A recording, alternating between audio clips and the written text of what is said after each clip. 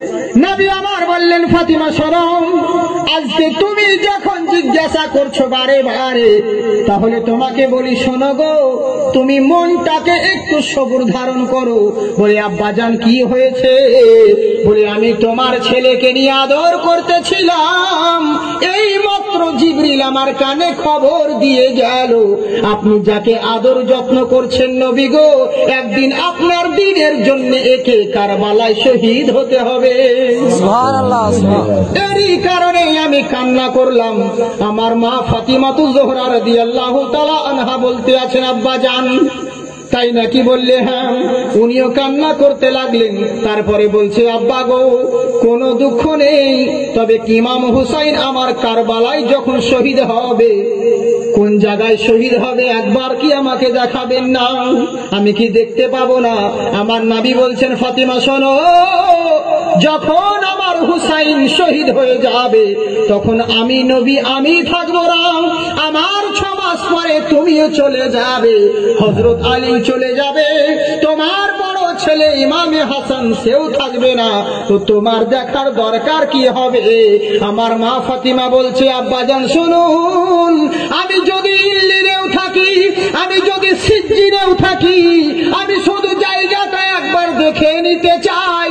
আমি যেখানেই থাকি না কেন, যেদিন আমার ছেলে যে জায়গায় শহীদ হবে, আমি মা ফাতিমা বললাম, আমি সকাল বেলায় এসে সেই জায়গার ধুলো বালিগুলো পরিষ্কার করে দিয়ে যাব। নারায়ে তাকবীর, নারায়ে রিসালাত, মাসলাকে আলা হযরত, নারায়ে তাকবীর, নারায়ে রিসালাত। মাশাআল্লাহ, জিন্দাবাদ। আপনারা বুঝতে পারছেন তো? মা ফাতিমাতু জোহরা রাদিয়াল্লাহু তাআলা আনহা বলতে আছেন, ওগো শুনুন, আমি যেখানেই থাকি না কেন, ইল্লিনেও থাকি আর সিজ্জিনেই থাকি, যেখানে থাকি না কেন, আমার হুসাইন যেই জায়গায় শহীদ হবে, আমি সেই জায়গার ধুলো কাপড় বালিগুলো আমি পরিষ্কার করে দিয়ে যাব, যাতে আমার ছেলে জমিনে পড়লে পরে কোনো কাপড়ের আঘাত না লাগে। সুবহানাল্লাহ। বলে, ফাতিমা তোমার কি দুঃখ হয় না? আমার মা ফাতিমা বলছি, আব্বাজান দুঃখ কেন হবে? আমি কিসের জন্য দুঃখ করব? একটা হুসাইন কেন, আমার আল্লাহ পাক আমার গর্ভে যদি হাজারো হুসাইন দেয়, আপনার দ্বীনের জন্য হাজারো হুসাইনকে কুরবানি করে দিব, আমি মা ফাতিমার কোনো দিন দুঃখ হবে না। বুঝলে? বলে, মা ফাতিমা তোমায় জানাই হাজারো সালাম, তোমার পিতা দান করেছেন খোদার ওই কালাম। সুবহানাল্লাহ, সুবহানাল্লাহ, সুবহানাল্লাহ। আমার ওই অসিল বিনে এই ভুবনে মাওলা চেনা যাবে না, হে বিশ্ববাসী তোমরা চেনো না। মা ফাতিমার কেউ চিনতে পারবে না। এমনকি হযরত আলী আমার বলছে যে একসঙ্গে আমরা দুজনে সংসার করেছি, স্বামী স্ত্রী, আমাদের 2টো ছেলেও হয়েছে, কিন্তু আজ অবধি আমি আলী বলতে আছি, আমার স্ত্রী ফাতিমাতু জোহরা রাদিয়াল্লাহু তাআলা উনি যে কেমন আমি স্বামী হয়ে এখনো চিনতে পারিনি। সুবহানাল্লাহ, সুবহানাল্লাহ। যার জন্য বলে, 2টো ছেলে জন্ম দিয়ে হযরত আলী কই আজ পাইলাম না ফাতিমার পরিচয়। জোরে বলেন সুবহানাল্লাহ, সুবহানাল্লাহ। আমার নাতগুলার মতন আওয়াজ নাই, বুঝেছে? হ্যাঁ, আর আজকে অন্য সাবজেক্ট নয়, কারবালার যেহেতু প্রোগ্রাম, এই জন্য আমি শাহিদানের অন্য সাইড দিয়ে নিয়ে যাচ্ছি। বহুত কারবালার ইতিহাস বহুভাবে শুনেছেন, আমি একটু অন্যভাবে নিয়ে যাচ্ছি, বুঝেছেন? ইনশাআল্লাহ মহব্বতের সাথে জোরে বলেন সুবহানাল্লাহ, সুবহানাল্লাহ। আমার নবী মুস্তাফা সাল্লাল্লাহু তাআলা আলাইহি ওয়াসাল্লাম বলছে, ও বেটি দুঃখ করো না, তবে শোনো গো, তোমার হুসাইন যেই জায়গায় শহীদ হবে তুমি যখন দেখতে চাও। বলে, হ্যাঁ আমি দেখতে চাই। বলে, দাঁড়াও। আমার নবী হাত মুবারক সিধা করলেন, ডাক দিলেন, এ কারবালা আমার সম্মুখে হাজির হ। সুবহানাল্লাহ, সুবহানাল্লাহ। সঙ্গে সঙ্গে কারবালা এসে নবী মুস্তাফার দস্তে মুবারকে এসে হাজির হয়েছে। জোরে বলেন সুবহানাল্লাহ, সুবহানাল্লাহ। মহব্বতে বলেন সুবহানাল্লাহ, সুবহানাল্লাহ। নবীর কেমন শান দেখুন, বুঝলেন? যে নবী মুস্তাফা সাল্লাল্লাহু আলাইহি ওয়াসাল্লামের হাত মুবারকে কারবালার মাটি চলে এসেছে, কারবালার পুরো জমিন চলে এসেছে, এটা নবীর কাছে সবকিছুই সম্ভব, নবীর কাছে সবকিছুই সম্ভব। আমার নবী মুস্তাফা সাল্লাল্লাহু আলাইহি ওয়াসাল্লাম যখন পৃথিবীর বুকে এলেন, বুঝেছেন, তখন জাহেলিয়াতের যুগ, সবাই সূর্যকে দেখে পূজা করে। যখন সূর্য ডুবে যায় তখন চাঁদকে দেখে পূজা করে, যেই আমাদের বড় ভগবান। চাঁদ যখন ডুবে যায়, বুঝেছেন, মাটির পুতুল করে ভাবে এই আমাদের ভগবান, পূজা করে।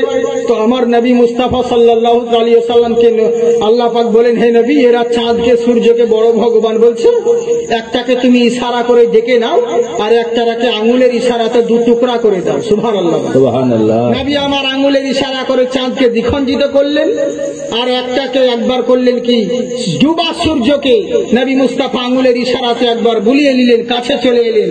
সবাই এবার দেখছে যে চাঁদকে সূর্যকে আঙুলের ইশারাতে নাচাতে পারে, তাহলে এই আমাদের বড় খোদা। তখন আল্লাহ পাক বলেন, তাহলে তো তোমাকে খোদা বলে মানতে লাগবে। তখন হে নবী আপনি বলুন, কুল ইন্নামা আনা বাশারুম মিসলুকুম, আমি তোমাদেরই মতন মানুষ। বুঝলেন, এই হচ্ছে ব্যাপার। তখনই আমার নবী বললেন, কিন্তু এই গাধারা ওটাকে বুঝে নিচ্ছে নবী আমাদের মতন মানুষ। বুঝলেন, নবী থুথু মোবারক যদি কোনো জিনিসে ফেলে দিতেন, জাবিরের আটাতে ফেলে দিয়েছিলেন, তো ওই আটাতে 700 জন সাহাবারা খেয়েছিল। আর আজকে যদি তুই তোর বউয়ের হাঁড়ির আটাতে যদি একটু থুতু ফেলে দিস, তো আর কোনো আটা রুটি কেউই খাবে না। বুঝলেন, বরকত দূরের কথা। এই হচ্ছে ব্যাপার। আর বলছে নবীর সঙ্গে তুলনা, তো নবী মুস্তাফার শান দেখুন। নবী মুস্তাফার দাস্তে মুবারাকে কারবালার সরজমিনে সে হাজির হলো। আমার মা ফাতিমা বলছে, দেখো, এই দেখো কারবালা। মা ফাতিমাতুজ জোহরা দেখতে আছেন, এবার বলতে আছেন, আব্বা জান, ও তো বিশাল বড় জমিন। আমার নবী বলছে, ও তো বিশাল বড় জমিন, কিন্তু দাঁড়াও, এই দেখো, এই জায়গায় এখনকার যেমন মানুষ ক্যামেরা কিংবা ছবি নিয়ে জুম করে দেখছে, একটু কাছে করে দেখতে গেলে মোটা দেখতে হলে পরে জুম করছে, মানে জায়গাটা বড় হচ্ছে। তো সমস্ত কিছু তো ইসলাম থেকে শিক্ষা নেওয়া। নবী মুস্তাফা আমার করলেন কি, হাতের ইশারা করে বলছে, এই দেখো এত বড় জায়গা, কিন্তু তোমার ছেলে যেই জায়গায় শহীদ হবে, এই জায়গাটা এই দেখো, ভালো করে দেখে নাও। মা ফাতিমাতুজ জোহরা দেখে নিলেন। এবার আমার নবী বলছেন, যা নিজের জায়গা গিয়ে দখল কর, কিন্তু কারবালা কোনো মতেই যেচ্ছে না। বলছে, নবী গো, আপনাকে পেয়ে গেছি, আপনার দিদার করতে গিয়ে আমি কারবালা আর যেতে ইচ্ছে করে না। নবী আমার হাত ঢুকিয়ে দিলেন, সঙ্গে সঙ্গে কারবালা থেকে এক মুষ্টি মাটি উঠিয়ে নিলেন। আমার মা ফাতিমা বলছেন, আব্বা জান, মাটি করবেন কি? আমার নবী বলছেন, দাঁড়াও, এই মাটি উম্মে সালমাকে ডাক দিলেন। সালমাকে বলছে, উম্মে সালমা, এই মাটিটা তোমার কাছে রেখে দাও। বলে, হুজুর, এই মাটি আমার কাছে, আমি রেখে নিয়ে কি করব? বলে, তুমি জানো গো, আমার হুসাইন এটা কারবালার মাটি। যেদিন আমার হুসাইন এই কারবালার ময়দানে শহীদ হবে, আমার মা উম্মে সালমা বলছে, হুজুর গো, সেই দিন কারবালায় যেদিন শহীদ হবে, আমি সেই দিন কি থাকতে পাবো না? আমার নবী বলছেন, তুমি সেখানে থাকবে না, কিন্তু বেঁচে থাকবে। সুবহানাল্লাহ। কারবালায় তুমি থাকবে না, কিন্তু এখানে থাকবে, বেঁচে থাকবে। তাই আমি তোমাকে মাটিটা দিয়ে গেলাম। বলে, হুজুর, মাটি নিয়ে আমি কি করব? আমার নবী বলেন, শোনো, যেদিন দেখবে এই মাটি বয়ামের ভিতরে রেখে দিবে, যেদিন এই মাটি রক্ত হয়ে যাবে, সেদিন বুঝে নিবে আমার হুসাইন শহীদ হয়ে গেছে। সুবহানাল্লাহ, সুবহানাল্লাহ। রেখে দিলেন। ইমামে হুসাইন আমার আস্তে আস্তে বড় হয়, লালন পালন হয়, সবার পিয়ারা, সবাই ভালোবাসে। সমস্ত সাহাবারা লালন পালন করে, চুমু চাটা করে, আদর যত্ন করে। ওরে ইয়াজিদ মুসলমান, শুধু ইয়াজিদ তো দূরের কথা, ওরে দুনিয়ার কোন মানুষ দেখো হুসাইনকে কতটা পেয়ারা ছিলেন। শুধু মানুষের নয়, সাহাবার নয়, ইমামে হুসাইন এবং হুসাইনকে ভালোবাসতেন বনের পশুরা পর্যন্ত। বনের পশুরা পর্যন্ত ভালোবাসতেন। একটা রবায়ত শুনুন, কত সুন্দর কথা। হযরত আবু দাউদ শরীফের মধ্যে লেখা রবায়ত রয়েছে, নবী মুস্তাফা সাল্লাল্লাহু আলাইহি ওয়াসাল্লাম মসজিদে নববীতে বসে আছেন। এমন সময় একজন আরবি সাহাবী মানে যারা দেহাতে থাকতো, পাড়া গ্রামে, তাদেরকে বলা হতো আরবি। তো আরবি সাহাবী জঙ্গল দিয়ে চলে এসে বগলে একটা হরিণের বাচ্চা নিয়ে এসে নবীর দরবারে হাজির হয়েছে। হাজির হয়ে নবী মুস্তাফা সাল্লাল্লাহু আলাইহি ওয়াসাল্লামের সঙ্গে কথা বলছেন। আর ইমামে হাসান কিন্তু নবী কোলে বসে আছে। তো ইমামে হাসান শুধু বারবার ওই আরবি সাহাবী বগলের দিকে তাকাচ্ছে, হরিণের বাচ্চাকে দেখছে। দেখবে ছোট ছেলের কিন্তু পশুর বাচ্চাকে খুব পছন্দ করে, তো বারবার ওদিকে তাকিয়ে দেখছে। তো সাহাবী বুঝতে পারলেন, সঙ্গে সঙ্গে নবী মুস্তাফাকে বলে, হুজুর আমি জঙ্গলে গেছিলাম, একটা হরিণের বাচ্চা কুড়িয়ে নিয়ে এলাম, তো এই নিন বাচ্চাকে আমি নিয়ে কি করবো, আপনাকে উপহার দিলাম। দিলেন নবী মুস্তাফা আমার হাসানকে দিয়ে দিলেন। ইমামে হাসান আনন্দ করতে লাগলেন। নবী আমার বললেন, ভাই এই বাচ্চাটাকে তোমার কাছে রাখো, আর তুমি একে ভালো করে আদর যত্ন করবে, তাহলে তোমারও আনন্দ করা হবে, বাচ্চাটাও মানুষ হয়ে যাবে, একে নিয়ে ভালো করে রাখো। যাও বাড়ি নিয়ে চলে যাও। বাড়ি নিয়ে চলে গেলেন। ইমামে হুসাইন দেখে নিয়েছেন, উনিও ছোট। ইমামে হুসাইন দেখে নিয়েছে, বলে ভাই যান এত সুন্দর বাচ্চা পেলে কোথা থেকে? বলে নানার কাছ থেকে। বলে তাই নাকি? বললে হ্যাঁ। বলে আমিও যাবো। উনিও গেলেন ছুটে নবীর কাছে, বলে নানা যান, বড় ভাই হাসানকে হরিণের বাচ্চা দিয়েছেন, আমাকেও দিতে হবে। বলে একটাই তো বাচ্চা ছিল, একজন সাহাবী এনে দিয়েছিল, তা আর একটা বাবু কোথায়? ওই একটা বাচ্চাতে তোমরা দুজনে খেলো। বলে মানবো না, ও আমাকে আর একটা দিতে হবে। তো নবী আমার বললেন, একটাই ছিল, তোমাকে দ্বিতীয় দেবো কেমন করে? বলে আমাকে লাগবেই। এবার করলেন কি, ইমামে হুসাইন দেখছে যখন আমার কথা চলছে না, তখন উনি অন্য প্ল্যান বানাচ্ছেন। দেখবেন বাচ্চা ছেলে যখন দেখবে কোনো হাতিয়ার কাজ করে না, তখন একটা হাতিয়ার আছে, কাঁদা, বুঝেছেন, রোনে লাগবে। এবার যেমন উনি কান্না করতে লেগেছে, কান্না করার প্ল্যান করবে ভেবেছে, যে কান্না করবো তাহলে অটোমেটিক নবী যেমন করে হোক পিগলে যাবে, দিতেই হবে। যেমনই কান্না করব প্ল্যান করেছে, পূর্ব দিক থেকে একটা হরিণ একটা বাচ্চাকে নিয়ে দৌড়াতে দৌড়াতে নবী মুস্তাফার কাছে হাজির হয়ে ফাসিহি আরবি জাবানে, অরিজিনাল আরবি জাবানে নবীকে বলছে, ইয়া রাসূলুল্লাহ, নবী গো, আপনার একজন সাহাবী, আরবি সাহাবী আমার জঙ্গলে গেছিল, আমার একটা বাচ্চাকে তুলে নিয়ে এসেছে, এই নিন একটা বাচ্চা, আপনার হাসানকে দিয়েছেন, এই একটা বাচ্চা আপনি নিয়ে নিন, আর এই বাচ্চাটাকে হুসাইনকে দিয়ে দিন। বলে তুমি কি করবে? প্রথমে তোমার একটা বাচ্চা রয়েছে, তুমি যদি বলো হাসানকে যে বাচ্চা দিয়েছি আমি তোমাকে দিয়ে দিব। বলে হুজুর দরকার নেই, ওটা হাসানকে দিয়েছেন, এটা আপনি হুসাইনকে দিয়ে দেন। বলে কেন? বলে হুসাইন আপনি দেবেন না বলে হুসাইন কান্না করার প্ল্যান করেছে, আমার হুসাইন যদি কান্না করতে লাগে আমার আল্লাহ কখনো বরদাস্ত করবে না। সুবহানাল্লাহ, সুবহানাল্লাহ। হুসাইনকে বেতরাজি করতে চাই না, আর আমি আল্লাহকেও বেতরাজি করতে চাই না, আপনি নিন্নিনে হুসাইনকে দিয়ে দিন। হুসাইন সবার পেয়ারা ছিল, ছোট থেকে বড় হয় সবাই ভালোবাসে। হযরতে আবু বকর সিদ্দিক বলে, বেটা হুসাইন, তোমার নানা নিজের ছেলেকে কুরবানি দিয়ে তোমাকে বাঁচিয়ে নিয়েছে। উমারে ফারুক বলেন, বেটা হুসাইন, তোমার নানা নিজের ছেলে ইব্রাহিমকে কুরবানি দিয়ে তোমাকে বাঁচিয়ে নিয়েছে। হযরত আলী বলে, বেটা হুসাইন, তোমার নানা তোমার মামাকে কুরবানি দিয়ে তোমাকে বাঁচিয়ে নিয়েছে। মা ফাতিমা তো জোহরা বলেন, বেটা হুসাইন, আমার আব্বা আমার ভাইজানকে কুরবানি দিয়ে তোমাকে বাঁচিয়েছে। আমার হুসাইন জালালি মেজাজে উঠে বলে, শোনো, তোমরা একটাই কথা শুধু বারবার বারবার বলো, খালি তোমার নানা নিজের ছেলেকে কুরবানি দিয়ে হুসাইনকে বাঁচিয়েছে, হুসাইনকে বাঁচিয়েছে। তবে তোমরা সরে রাখো, যেই নানা নিজের ছেলেকে কুরবানি দিয়ে হুসাইনকে বাঁচিয়েছে, হুসাইন একদিন নিজের গর্দান দিয়ে নবীর দ্বীনকে বাঁচিয়ে নিবে। হুসাইন একদিন গর্দান দিয়ে নবীর দ্বীনকে বাঁচিয়ে নিবে। তাই ইমামে হুসেন ওই যে ওয়াদা করেছিলেন নানার সঙ্গে, নানা জান যাই তবু রাজি, তোমার দিনের উপর হামলা হতে দিব না। তাই দিনের উপরে যখন আক্রমণ হচ্ছিল, হামলা হচ্ছিল, যখন দেখলো আর থাকা যাবে না, ইয়াজিদ ফুপির সঙ্গে বিয়ে জায়েজ করে দিয়েছে। এমন কোন খারাপ কাজ নাই যা ইয়াজিদ করে না। শরাব থেকে আরম্ভ করে, জুয়া থেকে আরম্ভ করে, মেয়ে থেকে আরম্ভ করে সমস্ত খারাপ কাজ ইয়াজিদ করতে থাকে, বুঝেছেন। কিন্তু ইমামে হুসাইন দেখছে আজকে সুযোগ আছে, এখন এইভাবে দেখতে দেখতে আজকে যদি রুখে না দাঁড়ায় তাহলে তো অবস্থা খারাপ হবে। কি করা যায় চিন্তায় পড়ে গেলেন। নানার রওজা মুবারাকে হাজিরি দিলেন। বলে, নানা জান কি করব? রওজা থেকে আওয়াজ দেয়, হুসাইন শোনো, আর চুপ করে থাকলে হবে না, তোমার ওয়াদা ওয়াফা করার সময় হয়ে গেছে। আর বসে থাকলে হবে না, আমার দ্বীনের হেফাজত তোমাকেই করতে হবে। সুবহানাল্লাহ। বুঝলেন?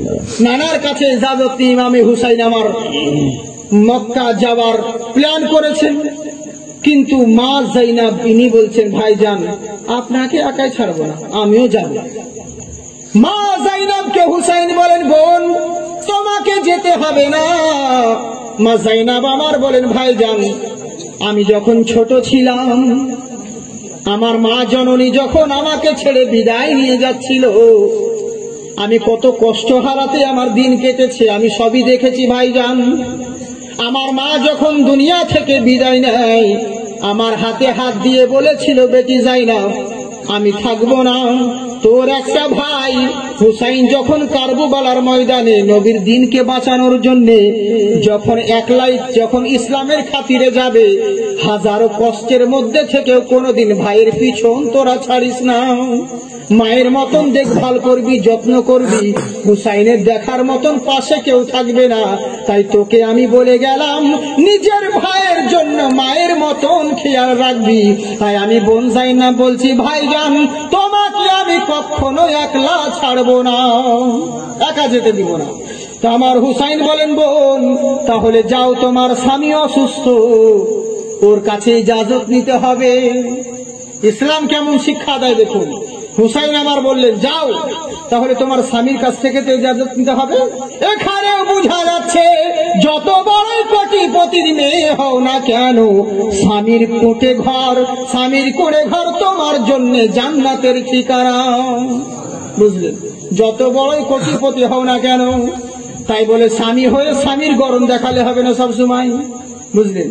আমার পায়ের তলে স্ত্রীর জান্নাত, তা বলে যোকে লেখাবো দিন রাত, তা করলেও হবে না। দুজনেরই হক। স্বামী হচ্ছে স্ত্রীর পোশাক, স্ত্রী হচ্ছে স্বামীর পোশাক, দুজনকে সমান ভাবে দেখতে হবে। এক জায়গায় একজন দোয়া করে আল্লাহর কাছে, আল্লাহ, এক স্বামী দোয়া করছে, আল্লাহ গো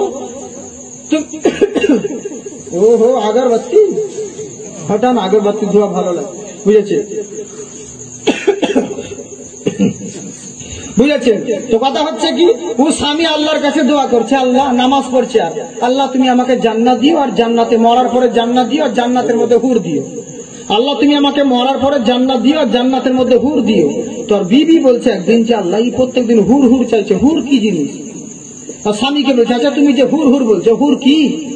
তো বলে, হুর তো চিনিস না, হুর হচ্ছে জান্নাতি রমণী সুন্দরী নারী, তোর মতন পেঁচিলা। বুঝেছে? বলে তাই নাকি? বলে হ্যাঁ। বলে ও বাবা, আমি তোমার ফাটা পায়ে তেল দিয়ে দিব, আর তুমি জান্নাতে হুর নিবাস করবো, আর আমি তোমাকে দেখভাল করবো। দাঁড়াও, ও তারপরের দিন দেখছে ও নামাজ পড়ছে, যায় নামাজের পাশে, তার ও দোয়া করছে, আল্লাহ তুমি আমাকে জান্নাত দিও, জান্নাতের মধ্যে হুর দিও, জান্নাতের মধ্যে হুর দিও। বুঝেছে? স্বামী বলছে, কে রে তুই আবার আজকে হুর হুর করছি কেন? হুর কি? বলে হুর হলো সুন্দর পুরুষ, তোমার মতন পা ফাটা লয়, কেলা লয়। বুঝেছে? তো এই হচ্ছে ব্যাপার। শেষ পর্যন্ত বলছে, আল্লাহ দরকার নাই, জাহান নামে দিও তাও বলো, কিন্তু দুজনেই থাকবো এক জায়গায়। বুঝেছে? এই হচ্ছে ব্যাপার। স্বামী স্ত্রী দুজনকে একে অপরের সঙ্গে দেখভাল করতে হবে সবসময়। ও নিজের অ্যাটিটিউড নিয়ে থাকলে হবে না, দুজনকেই সমানভাবে দেখভাল করতে হবে। এটাই হচ্ছে ইসলাম। বুঝেছেন? স্বামীর কাছে ইজাজত দিতে হবে। মা জাইনাব আমার গেলেন স্বামীর কাছে, হযরত জাফর তাইয়ার ওনার কাছে গিয়ে বলেন, ওগো শুনুন, ওগো আমার প্রাণের স্বামী, আমার ভাই ইমামে হুসাইন যখন যাচ্ছে কুফার দিকে রওনা হচ্ছে, আপনি যদি ইজাজত দিতেন আমি হুসাইনের সঙ্গে যেতাম, আমি একলা ছাড়তাম না।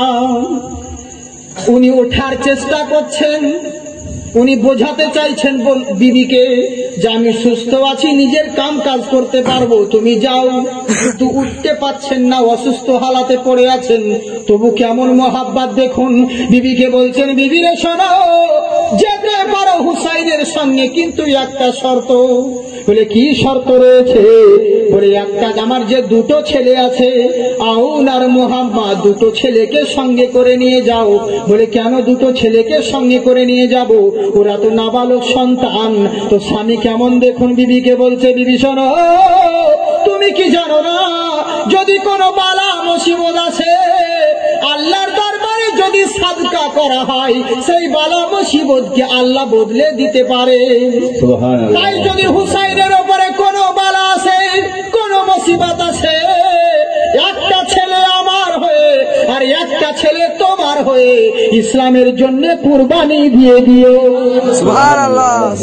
কেমন তারা দিনকে ভালোবাসতেন দেখুন। এবার করলেন কি, স্বামীর কাছে এজাজত নিয়ে সন্তান দুটোকে নিয়ে চললেন। রাস্তায় অনেকজন, সবাই বাধা, কয়েকজনের সঙ্গে দেখা, মক্কা রওনা হলেন। মক্কাতে পরস্পর চিঠি আসতে লাগলো, আমাদের জানা ঘটনা।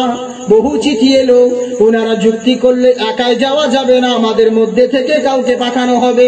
মুসলিম বিন আকিলকে পাঠানো হলো। মুসলিম বিন আকিল ওখানে গেলেন, ওনাকে ওরা কতল করে দিল। ইবনে জিয়াদ, ওনার দুটো ছেলে ছিল, ছেলে দুটোকেও কতল করেছিল। তারপরে করলো কি, শেষ পর্যন্ত ইমামে হুসাইন যখন কুফার দিকে রওনা হলো, রাস্তায় যেতে যেতে যেতে যেতে হঠাৎ করে একটা জায়গায় সন্দেহ হয়ে গেছে।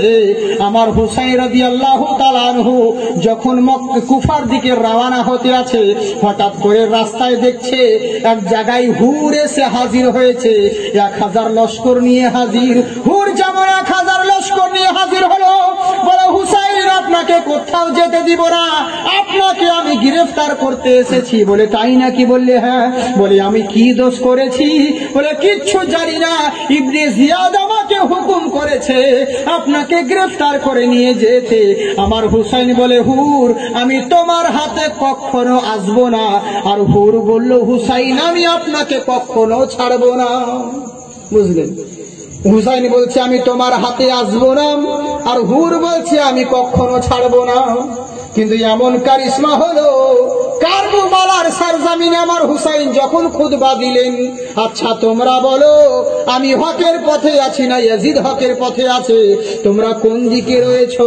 আমি কি সেই হুসাইন নই যার জন্য আমার নানা বলেছিলেন আমার হুসাইন এবং হাসান দোনো হলো জান্নাতের যুবকদের সর্দার? আমি কি সেই হুসাইন নই? আমার মা ফাতিমাতুজ জোহরা যিনি হলেন জান্নাতি রমণীদের সর্দারিনী, আমি কি সেই মায়ের সন্তান নই? সবাই বলল হ্যাঁ সত্যি কথা। বলে এবার তোমাদের উপর ছেড়ে দিলাম, কারণ কিয়ামতের দিনে যেন তোমরা বলতে না পারো ওগো আল্লাহ আমরা হুসাইনকে চিনতাম না, আমরা হুসাইনকে জানতাম না, এরই জন্য কতল করে দিয়েছি। সেদিন যেন কোনো বাহানা না খুঁজতে পারো, তাই আমি নিজের পরিচয় তোমাকে দিয়ে দিলাম। এখন এবার তোমরা বিচার করো, জাহান্নামের পথে থাকবে না জান্নাতের পথে যাবে। বুঝলেন? হুসাইন বলে দিল। আমাদের যেমন মুসলমান, বুঝেছেন, অনেক রকম দল আছে, বিভিন্ন জনা বিভিন্ন রকম, অনেক জায়গায় বলছে হুসাইন তো মরে গেছে, হুসাইন মরে গেছে, নাউজুবিল্লাহ। বুঝেছেন? তাই কত জনা গম মাতাচ্ছে, এলেগে বলে জহরা কা মুর্তুজা কা দুলারা হুসাইন হে, সুবহানাল্লাহ হুসাইন হে। মোহব্বতে সুবহানাল্লাহ বলে।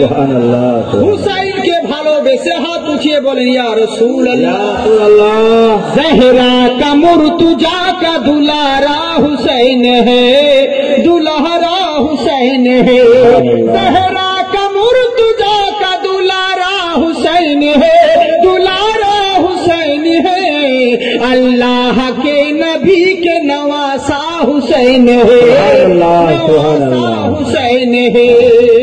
मुर्दा समझ के गम न मनाओ हुसैन का, न मनाओ हुसैन का, मुर्दा समझ के गम न मनाओ हुसैन का, मुर्दा समझ के गम न मनाओ हुसैन का, मनाओ हुसैन का। कुरान कह रहा है कि जिंदा हुसैन है, जिंदा हुसैन है। कुरान कह रहा है कि जिंदा हुसैन है, जिंदा हुसैन है। मख मखबरा बना के घुमाओ गली गली। বুঝেছেন?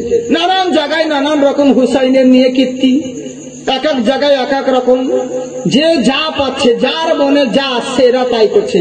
এরা যে কোন হাদিস থেকে পায় আর কোন জায়গা থেকে পায় বড় আফসোসের বিষয়। বুঝেছেন? কিন্তু কবি কি বলছে দেখুন, মত মখবরা ঘুম বানা কে ঘুমাও গলি গলি, ঘুমাও গলি গলি, तुम क्या समझ रहे हो तमाशा हुसैन है, तमाशा हुसैन है। हम कह रहे कि जंग में जीता हुसैन है, सुभान अल्लाह, सुभान अल्लाह। হুসাইন হে। আমার হুসাইন রাদিয়াল্লাহু তাআলা আনহু উনি নিজের পরিচয় কারবালার সরজমিনে দিলেন। এবার করলেনটা কি, আমার হুসাইন যখন কারবালায় নিজের পরিচয় দিতে আলেন তখন এবার হুর বললেন কি, হুর বলতে আছেন ও হুসাইন দাঁড়িয়ে যান। বলে কি হলো, বলে একটা কথা আমাকে বলুন, আমি আপনাকে গ্রেফতার করে নিয়ে এসেছি। প্রথমে তো 1000 সৈন্য নিয়ে হুর গিয়েছিল, কিন্তু হুর বলেছিল সমস্ত ঘটনা হুসাইনের কাছ থেকে শুনে হুর বলেছিল যে এক কাজ করেন হুসাইন, আমরা রাত্রে বেলায় যখন তাবু গাড়বো, খিমা গাড়বো, তখন আমরা ঘুমোবো আর আপনি ওই সময় রাত্রে চলে যাবেন, আপনার কাফেলা নিয়ে চলে যাবে। ইয়াজিদ যদি জিজ্ঞেস করে ইবনে জিয়াদ, আমি তখন বলবো যে ওনাদের কাছে মেয়ে ছেলে ছিল, খাতিন ছিল, ওনাদের কারণে আমরা কাফেলাটা একটু দূরে খিমা গেড়েছিলাম, আর এই বাহানায় ওনারা রাত্রিতে চলে গেছে, আমি ম্যানেজ করে নিই। আপনি বলে দিয়েছিলেন হুর, বুঝেছেন, কিন্তু কপালের লিখন রাত্রি হয়ে গেছে, ইমামে হুসাইন বেরিয়ে গেছেন। কাফেলা চলতে আছে চলতে আছে চলতে আছে, ভোর ভোর হতে যাবে, সকাল হব বেলা। এক জায়গায় মাকামে নাইনুয়া বলে একটা জায়গা যখন এসেছে, ওই জায়গায় উনি নিজে পানি পান করলেন, নিজের সকলকে পানি পান করালেন, আহলে আবাবদেরকে পানি পান করালেন, এমনকি ঘোড়া উটদেরকে পানি পর্যন্ত পান করালেন, পানি মশকে ভরে নিলেন, ভরে নিয়ে আবার চলতে লাগলেন, চলতে আছেন, কিন্তু কপালের লিখন উনার একটু ঘুম চলে এলো, ক্লান্ত হয়ে গেছে বলে সকাল হয়ে গেল, একটু আরাম নিই, আবার রওনা হব। এভাবে যেমন একটু তাবু গেড়েছে, যেমনই তাবু গেড়েছে, সকাল বেলায় উঠে হুর এসে বলে হুসাইন আপনাদেরকে রাত্রিতে যেতে বললাম, এখনো কেন যাননি, এখনো কেন যান নাই? হুসাইন আমার চোখ দিয়ে পানি ঝরতে আছে আর বলছে ভাই হুর শোনো গো, কপালের লিখন আমার আল্লাহ নসিবে যেটা লিখে দেয় সেটা হতেই হবে, কারণ আমি সারা রাত্রি তোমার কথা শুনে সারা রাত্রি পথ চলেছি, মরুভূমির পথ দিয়ে হাঁটতে লেগেছিলাম, কিন্তু পরক্ষণে দেখলাম যেখান থেকে পথ চলা শুরু করেছিলাম আবার যেন সেখানেই চলে এসেছি। সুবহানাল্লাহ, সুবহানাল্লাহ। এটাই হলো কপালের লিখন। তাই এবার করলো কি, চলো যাই, আর রদ করা যাবে না, কোনো ব্যাপার নেই, চলো যাই। যেতে আছেন, যেতে যেতে হঠাৎ করে ইমামে হুসাইন রাদিয়াল্লাহু তাআলা আনহুর উটের পা বিঁধে গেছে, পা জমিনে বিঁধে গেল, পা জমিনে বিঁধে গেছে, আর উট চলতে আছে না। হুসাইন আমার ইমাম কাসিমকে বলে ভাতিজা তোমার আমার উট ক্লান্ত হয়ে গেছে, তোমার উটকে বলো এগাও তো দেখি, তুমি আগিয়ে যাও। বলে চাচা আমারও তাই অবস্থা। বলে তাই নাকি? বললে হ্যাঁ। তখন মা যাইনা বলছে ভাইজান কি ব্যাপার, কি হলো? হুসাইন আমার বলছে দাঁড়াও একটু অপেক্ষা করো, একটা পরীক্ষা করি। বলে কি পরীক্ষা করবে? উনি জমিনে নামলেন, বলে রান্না করার লেগে তো লকড়ির দরকার, জ্বালানির দরকার হবে, একটু অপেক্ষা করো। আমার হুসাইন করলেন কি, একটা কাটারি নিয়ে গাছে যেমন একটা কুব দিলেন, সঙ্গে সঙ্গে গাছ থেকে আঠা বের হওয়া তো দূরের কথা, আঠার বদলে যেন রক্ত বের হতে লেগেছে। সুবহানাল্লাহ। মা যাইনাব বলেন ভাই গাছ থেকে কাটলে পরে কি ব্যাপার, কুটুরি বেরোয় নইলে আঠা বের হয়, এ তো দেখছি যেন রক্ত বের হতে আছে। আমার হুসাইন বলে দাঁড়াও আর একটা পরীক্ষা আছে। বলে কি? বলে একবার তাবু গাড়ো, জমিনে যেমন কূপ দিতে আছে, জমিন থেকে যেন রক্তের ফিনকি বের হতে আছে। আমার হুসাইন বলে সঙ্গী সাথীরা শোনো, তোমরা এখানেই তাবু গাড়ো, আর যাওয়া যাবে না। বলে কেন? বলে আমার আব্বা জান বলে গেছিলেন, আমি এই পথ দিয়ে যখন আমার আব্বা জান গেছিলেন, আর আমার আব্বা বলেছিলেন এই জায়গায় যেতে যেতে আমার হুসাইনের উটের পা যেখানে বিঁধে যাবে সেই জায়গায় আমার ছেলে শহীদ হবে। বুঝলেন? এই জায়গায় আমি বুঝতে পেরেছি এটাই হলো সেই জায়গা। এটাই হলো কারবালার জমিন। ওইখানে কথা বলতে আছে, ওদিকে আমর বিন সাদ অনেক হাজার সৈন্য নিয়ে হাজির হলো। অনেক ঘটনা ইমাম হুসেন সমস্ত ঘটনা বললে, দেখো আমাকে ডাকা হয়েছে, আমি যুদ্ধ করতে আসিনি। বলে তাই নাকি? বললে হ্যাঁ। বলে আচ্ছা তোমরা বলো, যুদ্ধ যদি হয়, যুদ্ধের নিয়ম হলো এক জায়গায় যদি এক দল যদি 1000 সৈন্য থাকে, তো বিপক্ষে তো কম করে 500 থাকতে হবে, তাই তো? 500 থাকতে হবে, নইলে 400 থাকবে, নইলে 300 থাকবে, নইলে 200 থাকবে, বুঝেছে? এত কম হবে না। আর হাতিয়ারও থাকবে।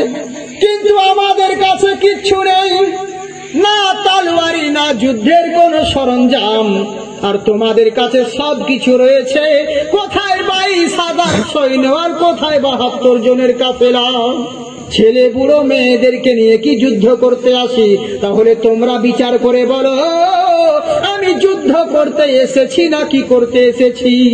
তোমাদের কুফা আমাকে যারা চিঠি দিয়ে ডেকেছে, তোমার দলের গভর্নর তারা আছে, ওদেরকে জিজ্ঞাসা করো, দিনের খাতিরের জন্য আমাকে ডেকেছে, তাই আমি বাধ্য হয়ে এসেছি। দুনিয়ার কোনো মোল্লাকে ভয় করে নয়, আল্লাহকে ভয় করে এসেছি। এরা যখন আল্লাহর ওয়াস্তা দিয়েছিল, হুসাইন আজকে যদি তুমি না আসো, তাহলে কি আমরা ইয়েজিদের হাতে হাত দিব? আর আল্লাহকে কিয়ামতের দিনে বলবো, ওগো রব্বুল আলামিন, তোমার নবীর নামাজা ছিল, কিন্তু আমরা এতবার বলা সত্ত্বেও তোমার নবীর নামাজা আমাদের কথা শোনেনি। নিজের জানকে বেশি ভালোবাসতো, নিজের জীবনকে বেশি ভালোবাসতো, তাই আমাদের কথা গ্রহণযোগ্য করেনি। প্রাণের ভয়ে আমাদের কুফা নগর আসেনি। এর লেগে বাধ্য হয়ে আমরা ইয়াজিদের হাতে হাত দিয়েছিলাম। এই কারণে কিয়ামতের দিনে আমি জবাবদিহি করতে পারবো না। আমার নানার সম্মুখ আমি কোনো দিন নিচু করতে পারবো না। এরই জন্য আমি বাধ্য হয়ে এখানে এসেছি। এবার তোমরাই বলো, আমি হকের পথে আছি না ইয়াজিদ হকের পথে আছে? এরা সবাই বুঝতে পারলো, কিন্তু উপায় নেই। সবাই ক্ষমতার জোর দরকার। চোখ যখন অন্ধ হয়ে যায়, খতামাল্লাহু আলা কুলুবিহিম ওয়া আলা সামিহিম ওয়া আলা আবসারিহিম গিশাওয়া ওয়া লাহুম আযাবুন আযীম। যখন আল্লাহ যার কলবে মোহর মেরে যায়, দেখেও দেখে না, শুনেও শুনবে না, বুঝলেন? ওরা দেখেও দেখবে না। ওদের নজর ছিল দুদিনের দুনিয়ার উপরে, টাকা পয়সা লোভ লালসার উপরে। হুসাইনের কথা কানে গেল না, কিন্তু হুর বুঝতে পারলো। তাই বলছে, ও হুসাইন শোনো। বলে কি? বলে আমি আপনাকে গ্রেফতার করে এনেছিলাম। বলে হ্যাঁ। বলে আচ্ছা বলো তো হুসাইন। বলে কি? আমি তো ভুল করেছি, এই ভুলের কি ক্ষমা হবে না? আমি যদি তোমার দিকে যাই, তাহলে কি তোমার নবী আমাকে সাফায়াত করবে? আমার উপরে কি রাজি তুমি হবে? হুসাইন বলছে, আমি প্রথম থেকেই দেখছিলাম, যখন তুমি ওই বেঈমানদের দল কাতারে ছিলে, আমি যা আমার ফেরেশতা দেখছিলাম, আমি তোমার কপালে নূরের ফেরেশতারা জ্বলতেছিল। আমি চিন্তা করছিলাম, এরকম জান্নাতি মানুষ জাহান্নামী দলের কখনো মানাই না। তুমি চলে এসো, আমি রাজি আছি, আমার আল্লাহ তোমার উপর রাজি হয়ে যাবে। তখন হুর করলো কি? ঘোড়া তাড়িয়ে নিয়ে হুসাইনের দলে হাজির হলো।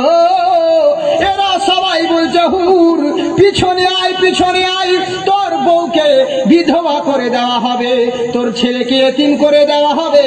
হুর বলল, এখন আমি কিচ্ছু বুঝি না, আমার সামনে দুটো পথ রয়েছে, একটা হলো জাহান্নামের পথ আর একটা হলো জান্নাতের পথ। আজকে হুর জাহান্নামের পথকে ত্যাগ করে জান্নাতের পথের দিকে চলেছে। সুবহানাল্লাহ, সুবহানাল্লাহ। হুর প্রথমে বলেছিল, হুসাইন আমি তোমাকে গ্রেফতার করতে নিয়ে এসেছি। হুসাইন বলেছিল, আমি তোর হাতে আসবো না। হুর বলেছিল, আমি আপনাকে কোনোদিন ছাড়বো না। তাই এমন ধরা ধরলো, হুসাইনের হয়ে নিজের প্রাণ পর্যন্ত কারবালায় বিসর্জন দিয়ে দিল। হুর ইমামে হুসাইনের জন্য ইসলামের খাতিরে তিনি কারবালায় অনেক ইয়াজিদদেরকে কতল করে একাই কি করে লড়বে, তিনিও শহীদ হলেন। কারবালার যুদ্ধ কেমন ছিল জানেন? নিয়ম তো, যুদ্ধের নিয়ম হলো এদিক থেকে 5টা গেলে ওদিক থেকেও 5টা যাবে, কিন্তু তা নয়। এদিক থেকে কেউ বের হতে না হতেই হাজারো তীর বল্লম মারতে ছুটতে লেগেছে, বুঝেছে? এরকম যুদ্ধের নিয়ম ছিল কারবালা, কিন্তু কি করবে, বুঝেছে? ইমামে কাসিম বলছে, চাচা যান, বলে বলো কি বলতে চাও? বলে চাচা যান আপনি আমাকে ইজাজত দিন, আমি কারবালায় যাব। আমার হুসাইন বললেন না শোনো, আমি তোমাকে কখনো যেতে দিব না। বলে কেন? বলে আমার মেয়ের সঙ্গে তোমার বিয়ের কথা হয়ে আছে, মাংনি যাকে বলা হয়, এদিকে কি বলে? বিবাহ। বিবাহ তো বটে, কিন্তু বিবাহর আগে যে হয় আখাত, আচ্ছা যাই হোক, আখার পক্ষ সাগাই, যাই হোক ওরকম হলো, বুঝেছে? এরকম বিয়ের মাংনি যাকে বলা হয়, সমস্ত এনগেজমেন্ট ঠিক করা হয়েছে, অতএব এক কাজ করা হোক, আর আমার বড় ভাইয়ের একটা মাত্র আমানত আমি তোমাকে কখনো ছাড়বো না। তখন ইমাম কাসিম বলেন চাচা যান। বলে কি হলো বলো? বলে আমি আমার আব্বা দুনিয়া থেকে যখন বিদায় নেন, তখন আমার আব্বা আমার হাতে একটা তাবিজ দিয়েছিলেন আর বলেছিলেন বেটারে আমি তোমাকে একটা নসিহত তোমার হাতে বেঁধে দিলাম, যেদিন দেখবে কঠিন বিপদের মধ্যে পড়েছো সেই দিনেই তাবিজটাকে খুলে তুমি পড়বে আর আমার নসিহত পালন করবে। তাই আমি চিন্তা করলাম চাচা গো, আজকে 3 দিন ধরে আমরা পানি পান করি নাই, আমরা পিপাসিত রয়েছি, আজকে আমাদের কোনো খিমায় কারো মুখ কাছে খাবার নেই, তাই আমরা অনাহারে রয়েছি। তাই আমি চিন্তা করলাম আজকের মতন বিপদ তো কোনোদিন হয়নি, তাই আমি দেখি কি লেখা আছে। তাই আমি তাবিজটা খুলে নসিহত যখন পড়তে লাগলাম, ওতে আমার আব্বা জান লিখে দিয়েছে বেটারে যখন তোমার চাচার সঙ্গে তুমি যাবে, যখন দেখবে কারবালার সরজমিনে ওই ইয়াজিদ বেঈমানেরা তোমার হুসাইন চাচাকে সবাই মিলে ঘিরে নিয়েছে, সেদিন তুমি কোনোদিন পিছপা হয় না, দরকার হয়ে পড়ে নিজের চাচার বিনিময়ে ইসলামের খাতিরে নিজের জান কুরবান করে দিও। সুবহানাল্লাহ, সুবহানাল্লাহ। তাই আমি আব্বা জান, আমি আমার আব্বার নসিহত পুরা করব, আমি কখনো কোনোদিন পিছন যাব না। ইমামে কাসিম যাকে দুলহা সাজানোর কথা, আজকে যুদ্ধের জন্য ময়দানে রওনা হতে আছে, কিন্তু ওদিকে কাফের বেঈমানেরা এরা তাকিয়ে আছে আর বলছে কি ব্যাপার রে, এ বাচ্চা এসেছে লড়াই করতে। আমর বিন সাদ বলছে বাচ্চা মনে করিস না, ওকে গোলমরিচ দেখতে ছোট হয় কিন্তু ঝাল বেশি, এই যে কম হতে পারে কিন্তু তেজে বেশি আছে, এটা কোনো মোল্লার বংশধর নয়, রাসূলুল্লাহর বংশধর। তাই এ আরজাক পালোয়ান তুই যা। আরজাক বলছে আমি এত বড় পালোয়ান, এত বড় মাস্তান, আর তুমি কি আমার প্রেস্টিজ ভাবলে না? ওর মতন বাচ্চার সঙ্গে আমাকে লড়াই করতে পাঠাচ্ছ, ওর সঙ্গে ওর জন্য তো আমার ছেলেরাই যথেষ্ট, আমার 4টে ছেলের মধ্যে ছোট ছেলে যথেষ্ট। বলে তাই নাকি? বলে হ্যাঁ। বলে পাঠা। ছোট ছেলেকে সামনে এলো, বুঝেছে, এক তরবারি মারতে মারতে ইমামে কাসিম উল্টো দিকে ঘুরিয়ে একে 2 তরবারিতে শেষ, কতল করে জাহান্নামে। এইভাবে এক এক করে 4টে ছেলেকে জাহান্নামে পাঠিয়ে দিল।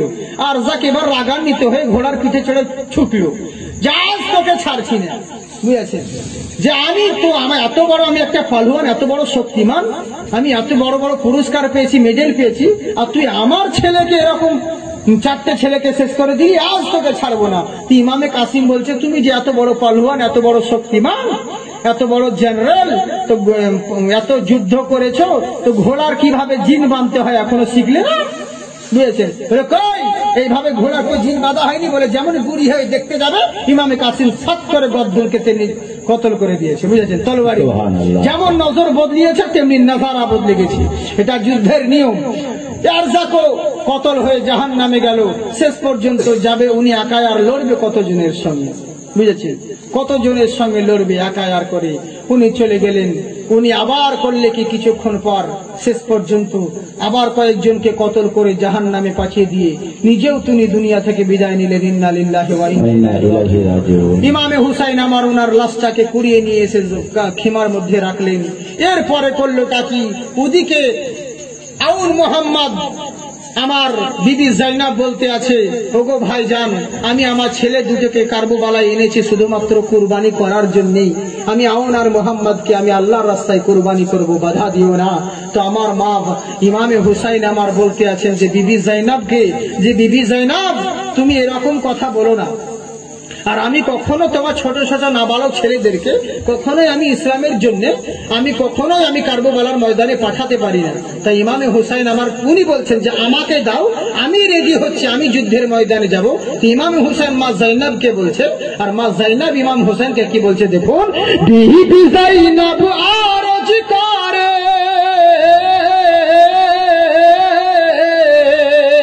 বিবি জাইনাব আরজ করে ইমাম হুসাইনের তরে, মুসিবতে সদকা দিলে আল্লাহ পাক রহম করে, আল্লাহ পাক রহম করে।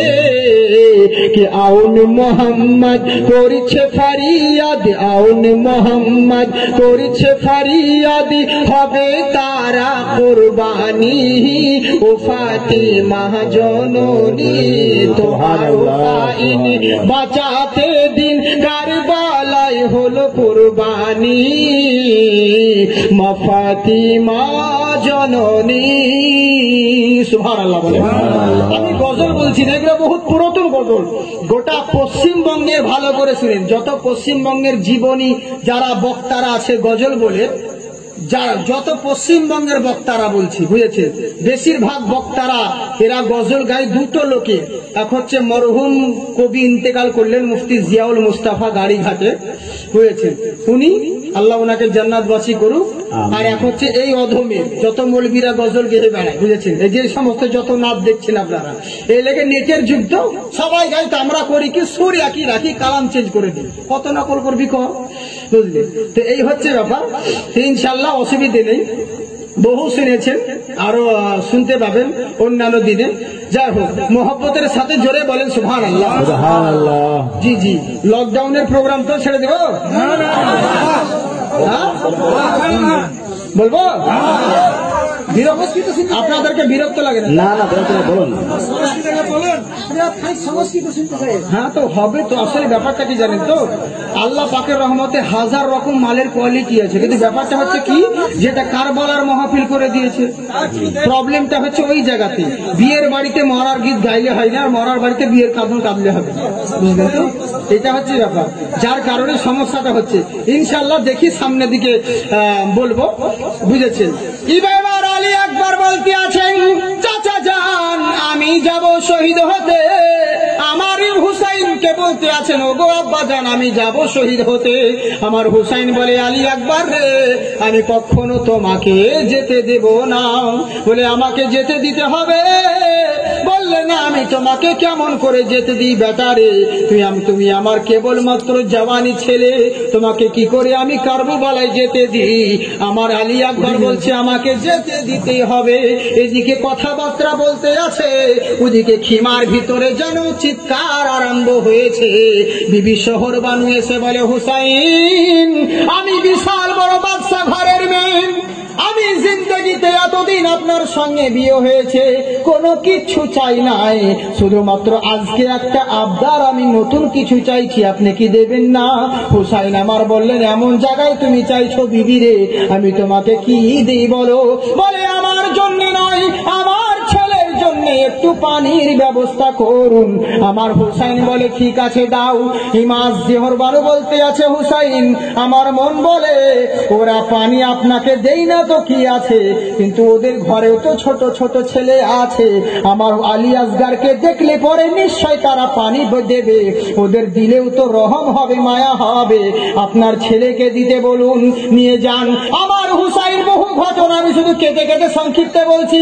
হুসাইন আবার করলো কি, আলী আসগারকে তাঁবুর মধ্যে থেকে বের করে এনে বাইরে খোরাক দিদির সীমারদেরকে বলছে, ওরে সীমার শোন, তোদের ঘরেও তো ছেলে রয়েছে, তাই আমার একটা ছেলে আছে, তোদেরকে দিলে মায়া হয় না, আমার জন্য নয় আমার ছেলের জন্য একটু যদি পানির ব্যবস্থা করিস, আজকে যদি আমার ছেলেকে একটু পানি দিস, আমি কথা দিলাম তোকে কিয়ামতের ময়দানে আমি হাউজে কাউসারের পানি পান করাবো।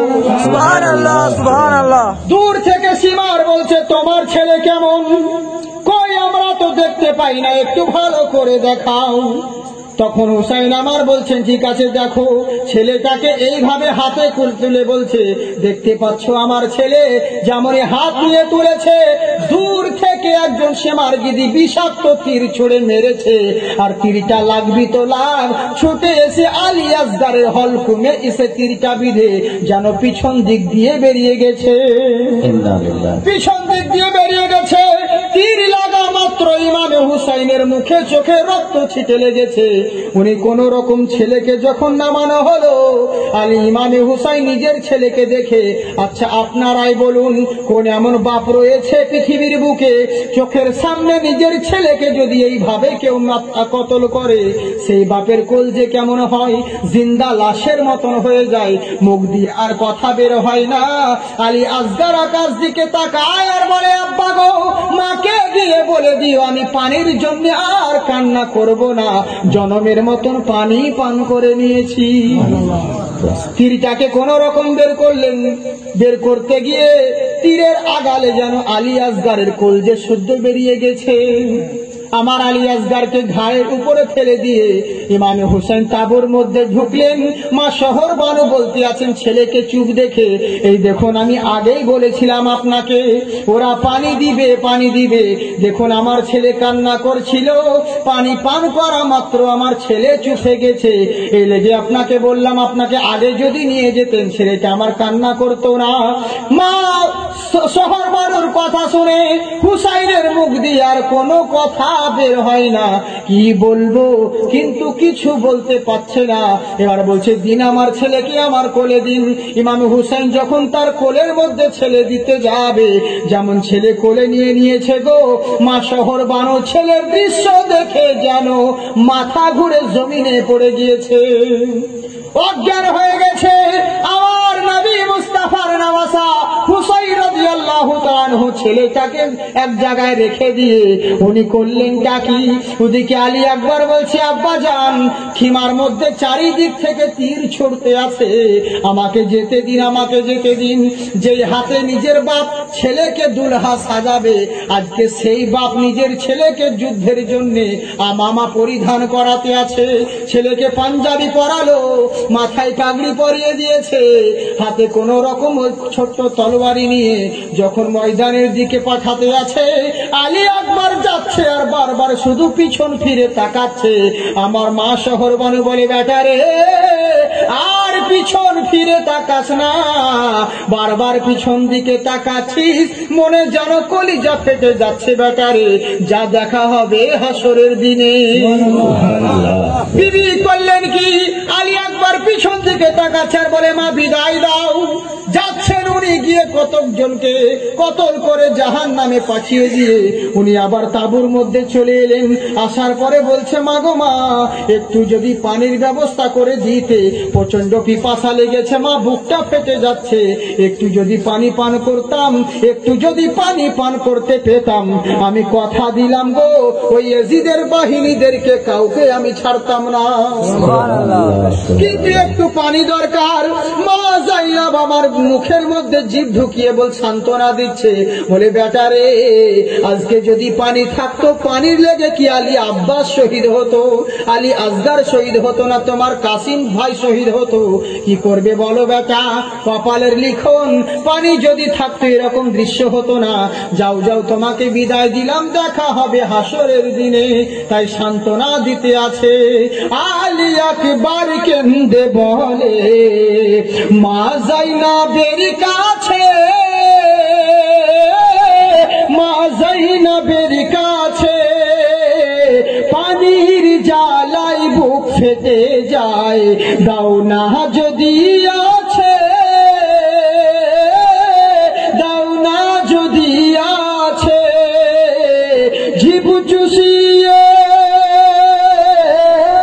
জীব চুষিয়ে সান্ত্বনা দেয় নাই খবলে জল, তোরা দেখবি যদি রক্তে রাঙা কারবালাতে চল, দেখিবি যদি রক্তে রাঙা কারবালাতে চল। জোরে বলেন সুবহানাল্লাহ। ওরে শিমার ইয়াজিদ হারিস, রহম হয়নি গেলে, রহম হয়নি গেলে, তাই তোরা করলি রে শহীদ নবী বংশেরই ফুলে, নবী বংশেরই ফুলে। জাহান্নামে জ্বলবি তোরা, এটাই তোদের ফল। দেখিবি যদি রক্তে রাঙা কারবালাতে চল, দেখিবি যদি রক্তে রাঙা কারবালাতে চল। জোরে বলেন সুবহানাল্লাহ। একবার করলেন কি, উনিও শেষ পর্যন্ত ইসলামের জন্য শহীদ হয়ে গেলেন। শেষ পর্যন্ত ইমামে হুসাইন আমার, উনি আর করলেন কি, আর অপেক্ষা করা যাবে না। এবার উনি যখন আমামা বাঁধতে লাগলো, উনি মাথায় আমামা পড়তে আছে, নবী মুস্তাফার আমামা, গায়ের উপরে মা ফাতিমাতু জোহরার চাদর পরিধান করতে আছে। যখন হাতে হযরত আলীর জুলফিকার নিয়ে নিয়েছে, এবার যেন মা যায়না বলছে, ভাইজান তোমার ছেলে জাইনাল আবেদিন অসুস্থ পড়ে আছে, ওকে একবার দেখা করে নাও। যখন জাইনাল আবেদিনকে দেখা করতে যাচ্ছে, ওই ছেলে বিছানায় শুয়ে আছে, উঠতে পারে না, কিন্তু ওঠার চেষ্টা করে, কিন্তু উঠতে পারছে না। তবু বলছে, আব্বা জান আমাকে আপনি যেতে দিন, আপনাকে কারবালায় যেতে হবে না, আমি মরি মরবো, তবু ইয়াজিদের বাহিনীকে কখনো ছাড়বো না। সুবহানাল্লাহ। বুঝলেন, আমি যাব, কিন্তু হুসাইন আমার সান্ত্বনা দিচ্ছেন, বেকারে তুমি আমার নবী বংশের ফুল, আজকে যদি তুমি চলে যাও, তোমার দ্বারাই নবী বংশের বাতিকে জ্বালাবে, তোমাকে থাকতে হবে। ওদিকে ইমামে জাইনুল আবেদিনের কপালে চুম্বন দিয়ে ইমাম হুসাইন আমার যখন তাবু থেকে ঘোড়া নিয়ে যখন বের হবে, হঠাৎ করে দেখছে ঘোড়া আর চলছে না। পিছন দিকে নেমে তাকিয়ে দেখে, দেখছে 7 বছরকার মা সাকিনা ইমামে হুসাইনের জুব্বা মুবারক ধরে নিয়েছে। সুবহানাল্লাহ। জুব্বা মুবারক ধরে নিয়েছে, হাতে হাত দিয়ে বলছে, আব্বা জান তুমি কোথায় যাচ্ছ? বলে, বেটি রে কোনো দুঃখ করো না, বাবা বলে যদি মনে পড়ে, যদি আমার মনে কথা মনে পড়ে, এখানে চলে থাকবা না, মদিনা চলে যাবে, দেখা হবে তোমাদের সঙ্গে হাসরের দিনে। কিন্তু মা সাকিনা কি বলছে দেখুন, ইমাম হুসাইনের হস্ত ধরে কান্দে সাকিনা, আব্বা ছেড়ে যেও না গো, আব্বা চলে যেও না। ওই কারবালা ময়দান হতে কেউ ফিরে এলো না, আব্বা চলে যেও না গো, আব্বা ছেড়ে যেও না। ইমাম হুসাইনের হস্ত ধরে কান্দে সাকিনা, আব্বা ছেড়ে যেও না গো, আব্বা চলে যেও না। মহব্বতের সাথে জোরে বলেন সুবহানাল্লাহ। ভাইজান ইমাম কাসিম গেল তোমার লাগিয়া, জাইনাল আবেদিন কাঁদিছে দেখো না চাহিয়া। ভাইজান ইমাম কাসিম গেল তোমার লাগিয়া, জাইনাল আবেদিন কাঁদিছে দেখো না চাহিয়া। আর শহীদ পারি না আব্বা এত যন্ত্রণা, আব্বা ছেড়ে যেও না গো, আব্বা চলে যেও না। ইমাম হুসাইনের হস্ত ধরে কান্দে সাকিনা, আব্বা ছেড়ে যেও না গো, আব্বা চলে যেও না। জোরে বলেন সুবহানাল্লাহ। হাত উঠিয়ে বলেন, ইয়া রাসূলুল্লাহ, ইয়া রাসূলুল্লাহ। জি জি জি, কি হচ্ছে দেখুন, মা সাকিনা কি বলছে, কান্না করে, আর ইমামে হুসাইনকে বলছে। হুসাইনের হস্ত ধরে বলে মা সাকিনা, ওগো তুমি আব্বা চলে গেলে কি করবে যন্ত্রণা। ইমাম হুসাইনের হস্ত ধরে মা সাকিনা বলে, ওগো কারে আব্বা বলবো, আব্বা তুমি শহীদ হলে। আমার হুসাইনি বলেন, শোনো মা যাবে গো মদিনা, আব্বা ছেড়ে যেও না গো, আব্বা চলে যেও না। ইমাম হুসাইনের হস্ত ধরে কান্দে সাকিনা, আব্বা ছেড়ে যেও না গো, আব্বা চলে যেও না। আর কপালে চুম্বন দিয়ে বলে, বেটি রে, তুমি আমার জন্য দুঃখ করো না। কোন সময় যদি আমার কথা মনে পড়ে যায়, তুমি তোমার কাফেলার সঙ্গে আমি মরে গেলে, আমি শহীদ হলে কখনো মাতাম করবে না। তোমার ফুফিদের সঙ্গে মদিনা চলে যাবে যদি আমার কথা মনে পড়ে। যদি আব্বা আব্বা বলে মনে পড়ে, আমার নানা রওজা শরীফে হাজিরি দেবে, আর তোমাদের সঙ্গে দেখা হবে কাল কিয়ামতের ময়দানে। সুবহানাল্লাহ, সুবহানাল্লাহ। কত রকম ইসলামের জন্য কুরবানি দিলেন। ও ইমামে হুসাইন পরস্পর উনি যুদ্ধ করতে লাগলেন। যেই সম্মুখে আসে সেই কতল হয়ে জাহান্নামে নিক্ষেপ হয়। হুসাইনের সামনে আর কেউ ভিড়ে না, কেউ কাছে আসে না। কি করে আসবে? যার মাথায় নবী মুস্তাফার আমামা রয়েছে, যার গায়ের মধ্যে মা ফাতিমাতুজ জোহরার চাদর রয়েছে, যার হাতে হযরত আলীর খানজার আছে, সেই হুসাইনের সঙ্গে দুনিয়ার আর কোন মোল্লা লড়তে পারে? বুঝেছেন? যেদিকে যাই শুধু তলবারি হিলাতেই থাকে। এরা তো সবাই অবাক হয়ে গেল, এ কি ব্যাপার রে, এ তলবারি এ তো কোনো মতেই থামছে না। যাকে আলী আব্বাসের কাটা বাজু থামাতে পারলো না, 3 দিন ধরে পিপাসায় রেখিয়ে যাকে হার মানাতে পারা গেল না, আলী আসগারের ছোট ছেলে এত 2-3টে পরস্পর ছেলেদেরকে কুরবানি করেও যার মানে বাজুকে কমজোরি করা গেল না, এই তলোয়ারি তাকে থামা যায় কি করে? তলোয়ারি কিন্তু আর রুখতে চাই না, যেদিকে যাচ্ছে সারি সারি কতল করতে আছে। বুঝেছেন? ইতিহাস তো মনে হচ্ছে বদলে যাবে, দোহরে যাবে, কিন্তু তলোয়ারি চলতে আছে। এরা সব দূরে পালাচ্ছে আর যুক্তি করছে, এই তলোয়ারিকে রুখা যায় কি করে, থামা যায় কি করে, কি করে চিন্তা করতে আছে। হঠাৎ করে সেই তলোয়ারি রুখে গেল, দাঁড়িয়ে গেল। এরা সবাই অবাক হয়ে গেল, কি ব্যাপার রে, যে তলোয়ারিকে এত কিছুতেও রুখা গেল না, আজকে এই তলোয়ারি রুখলো কি করে, কি বাবা রুখলো কি করে?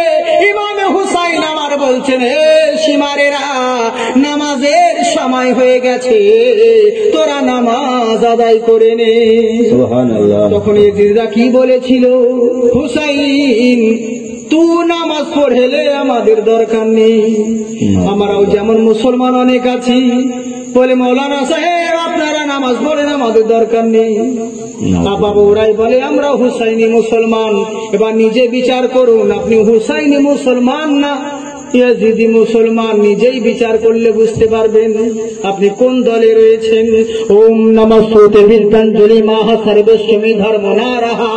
পৃথিবীর বুকে হে বৎসরা, হে জগতের প্রতিপালকের বান্দারা, যারা তোমরা ভালো করে মন দিয়ে শ্রবণ করো, তোমরা ভালো করে লক্ষ্য করো, যেই প্রিয় নবী অন্তিম মহারিষি, পৃথিবীর বুকে অন্তিম মহারিষি, বিশ্ব নবীর গুরু, বিশ্ব নবী মুস্তাফা সাল্লাল্লাহু তাআলা আলাইহি ওয়াসাল্লামের ওই প্যারা নওয়াসা যে দিনের জন্য কুরবানি দিয়েছেন, ইসলামের জন্য কুরবানি দিল, সেই কুরবানিকে তোমরা বিফলে যেতে দিও না।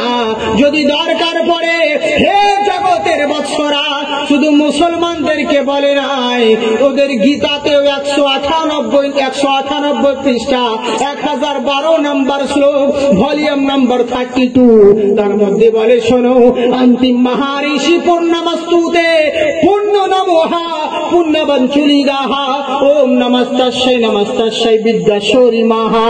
পৃথিবীর বুকে হে জগৎবাসীরা, তোমরা যদি একটা জিনিস ওই বিশ্ব মহাগুরুর একটা সুন্নাতকে, ভালো জিনিসকে, পূর্ণ জিনিসকে, আমরা যদি বলি নবীর একটা সুন্নত, নবীর একটা সুন্নাতকে যদি জিন্দা করতে পারো, ওরা কি বলছে, ওই বিশ্ব মহাগুরু নবীর যদি একটা পূর্ণ কাজকে যদি জীবনে আঁকড়ে ধরতে পারো, এরই বদৌলতে তোমার ইহ জগতের গুনাহকে মহান স্রষ্টা সমস্ত কিছু মাফ করে দিবে। সুবহানাল্লাহ। বুঝেছেন? অন্তিম মহারিষির বদৌলতে। আর আমরা বলছি হুসাইনি মুসলমান, কিন্তু নামাজ পড়ি না। এই তো হচ্ছি আমরা মুসলমান। হুসাইন বলছে নামাজের সময় হয়ে গেছে, নামাজ পড়ে নেই। উনি করলেন কি, ফোরাতের তীরে নামলেন, নামার পরে নিজের ঘোড়ার পিঠ থেকে নেমে পিরহান পর্যন্ত খুলে দিলেন, আমামা তলবারি সমস্ত কিছু এক জায়গায় রেখে দিলেন। উনি তো জানেন আমার সঙ্গে আর কার ক্ষমতা আছে লড়া। হুসাইনের সঙ্গে কার লড়ার ক্ষমতা আছে, বুঝেছেন? কিন্তু নামাজের সময় হয়ে গেছে। হুসাইন করলেন কি, উনি ফোরাত নদীর কিনারে উনার জামা টামা সবকিছু খুলে দিলেন ওযু করবে বলে। পিপাসা লেগেছে, যেমনই ফোরাত নদীতে নেমে যেমনই পানি হাতে তুলবে খাবো বলে, পানির মধ্যে মা সাকিনা আর আলী আসগারের যখন চোখগুলো মুখগুলো চেহারা ভেসে উঠেছে, সঙ্গে সঙ্গে হ্যাঁ এই পানির লেগে ওরা শহীদ হয়ে গেল, এই পানি আমি পান করবো, পানিকে ফেলে দিলেন। ওযু করে নিলেন কোন রকম ভাবে ওযু করে উঠতে যাবে, এই সময় সীমার গিধিরা যুক্তি করলো, এই সময় হুসাইন নেমে গেছে, মানে একে আর সুযোগ দিলে হবে না, একে আর সুযোগ দিলে হবে না। এখন সুযোগ আছে, ওর হাতে কিছু নাই, হুসাইনকে নিরস্ত্র দেখে নিয়েছে, কাছে কিছু নেই, তলোয়ারি রেখে দিয়েছে। এই সময় সুযোগই মারো, নইলে পরে এবার যদি হুসাইন তলোয়ারি নিয়ে উঠে যায়, হুসাইনের সঙ্গে কেউ পারবে না। অতএব এরা পরস্পর একটা নয় দুটা নয়, এক নয় দুই নয়, 72টা তীর হুসাইনকে বুঝিয়ে দিল। 72টা তীর নিক্ষেপ করলো হুসাইনের শরীরে।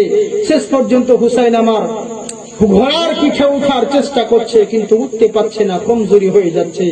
অবশেষে করলে কি জমিনে পড়ে গেলেন। একজন বেঈমান সীমার এসে হুসাইনের বুকের উপরে চেপে গিয়ে যখন তলোয়ারি চালাতে যাবে, হুসাইন বলছে, সীমার রে, আমি তো জানছি আমাকে তো মেরেই দিবি, কতল করে দিবি, কিন্তু তার আগে একটা শর্ত, দেখ নামাজের সময় হয়ে গেছে, এই সময় সমস্ত মসজিদে আজকে আমার নানার খুতবা চলছে, আজকে জুম্মার দিন, এই সময় প্রত্যেকটা মসজিদে আমার নানার নামে আজান হচ্ছে, আমার নানার নহবত ধ্বনি বাজছে, আমার নানার নামে খুতবা চলতে আছে। অতএব আমি তো মুসাফির, আমার জন্য জুম্মা নয়, আমি কমসে কম 2 রাকাত বছরের আখেরি জোহর তো পড়তে দে, আমাকে আদায় করতে দে। সীমার বলছে ঠিক আছে। উনি করলেন কি, ওই অবস্থাতে নামাজের মধ্যে দাঁড়ালেন, 1 রাকাত হয়েছে, 2য় রাকাতে সেজদায় গিয়েছেন। সীমার চিন্তা করছে, নামাজের মধ্যে তো একটা রুহানি শক্তি আছে, তো নামাজের মধ্যে রুহানি শক্তি পেয়ে হুসাইন যদি এসে আরো শক্তি পেয়ে যায়, আরো যদি ওর সঙ্গে লড়ে না পারি, না, এই সুযোগ আর দিলে হবে না। উনি সেজদাতেই দিয়েছে, সারা জগতের মানুষ দেখলো হুসাইন সেজদাতে, কিন্তু সেজদা থেকে আর মাথা উঠাতে দেখলো না। ওই অবস্থাতে সীমার শয়তানেরা তলোয়ারি চালিয়ে দিলেন। সুবহানাল্লাহ। দুনিয়া থেকে শেষ পর্যন্ত যখন বডি থেকে গর্দান আলাদা করে দিলেন, ইসলামের জন্য শেষ জীবনটা বিদায় নিয়ে নিলেন। ইন্না লিল্লাহি ওয়া ইন্না ইলাইহি রাজিউন। তবু হুসাইন জগৎবাসীকে দেখিয়ে দিলেন, সাক্ষী দিলেন যে হে জগৎবাসী শোনো, আমি যেই নানার ইসলামকে বাঁচানোর জন্য কারবালায় এসেছিলাম, সেই নানার ইসলামের মধ্যে যে রুকুন ফরজ রয়েছে, আমি জগৎবাসীকে দেখালাম, আমি সেই নামাজটা পর্যন্ত কাজা করতে দিইনি। সুবহানাল্লাহ। আর আমরা সেই মুসলমান, হুসাইনি মুসলমান বলি, অথচ আমরা এমনি নামাজ তো দূরের কথা, বুঝেছেন, কতজন জুম্মায় পড়তে যায় না, বুঝেছেন, কতজন জুম্মা পড়তে যায় না, বড় আফসোসের বিষয়, দুঃখ লাগে। অতএব মুসলমান ভাই আমার, এখনো সময় আছে। হুসাইনি মুসলমান আমরা বলছি, আমি যদি কারবালারই ঘটনা বলতে যাই, জীবনী বলতে যাই, বহু দেরি। আমার নেটে দেখবেন কারবালার একটা জীবনী আছে, কত বছরকার, 11 দিনকার জীবনী, 11 দিনকার প্রোগ্রাম আছে, 11 জায়গায়, এক জায়গায় 3 দিন, এক জায়গায় 2 দিন, আর এক জায়গায় মনে হয় 1 দিন, এরকম করে 11 জায়গায় পরস্পর সাবজেক্ট ছিল। আজকে এখান থেকে অতটুকু, ওখান থেকে কালকে অতটুকু, এরকম। তো 11 দিনে কারবালার জীবনী করেছি। মুসলিম বিন আকিলের শুধু 2টো ছেলে শহীদ হয়েছে, এত দূর অব্দি গিয়েছি, এখনো কারবালায় পৌঁছাতে পারিনি, বুঝলেন তো। তো একদিনে কারবালার ঘটনা পুরো বলে দিয়া, মানে বলা যায়, মানে বুঝতে পারছেন কিভাবে মানে ফাঁকি মারলাম। তো এই হচ্ছে ব্যাপার, মানে মেন কিছু কিছু জিনিসগুলোকে বলে দিতে হলো। কারবালার পরের ঘটনা যদি বলতে যাই, কি করে কি হলো না হলো, এরপরে বহু ইতিহাস আছে, অনেক মৌলবীরা এগুলো বলে না, বুঝেছেন, বহু ঘটনা আছে। তা আল্লাহ পাক যদি সময় দেয়, সুযোগ দেয়, তো অন্য সময় বলা হবে। তা আমি আল্লাহ রাব্বুল আলামিন বলে, বান্দারে, প্রকৃত ভয় যদি করতে হয়, দুনিয়ার কোনো মানুষকে দেখে নয়, আল্লাহকে ভয় করো, বুঝেছেন। মুখে বললে হবে না, ভয় করার মতন করো, যেমন ভয় করা দরকার, যেমন হুসাইন ভয় করেছিল। আর যদি ততক্ষণ পর্যন্ত মরো না, যতক্ষণ পর্যন্ত পূর্ণ মুমিন মুসলমান না হতে পারবে। অতএব আমরা হচ্ছি সবাই মুসলমান, আমরা তো সকলেই মরবো, কিন্তু পূর্ণ মুসলমান হয়ে যেন মরতে পারি, সকলেই বলি আল্লাহুম্মা আমিন। কিন্তু পূর্ণ মুসলমান কাকে বলে শুনুন, পূর্ণ মুসলমান তাকেই বলা হয় ওম পধারিত পুষ্পাঞ্জলি নমস্তুতে নমোহাম। পৃথিবীর বুকে পূর্ণ মুসলমান মানে হচ্ছে যার পাক্কা সচ্চা ঈমান, তাকেই বলা হয় মুসলমান। আর এখন আমাদের মুসলমান যার যত বড় শান, যে যত বলতে পারে গান, সেই হলো ভালোই মুসলমান। বুঝেছেন? এই তো হচ্ছে আমরা মুসলমান। কি ব্যাপার আলা পিচ পিচ বিক্রি করছে? হ্যাঁ, চিনে ধরুন গো। আচ্ছা, লুজ কানেকশন মারছে। যাই হোক, আপনারা লুজ কানেকশন মারছেন মনে হচ্ছে, এ লেগেছেন আপনারা। সারা রাত আছেন? আমি কতক্ষণ বলবো?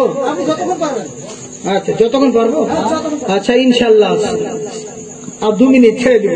একবার মোহাম্মদের দরুদ শরীফ পড়েন। আল্লাহুম্মা সাল্লি আলা সাইয়্যিদিনা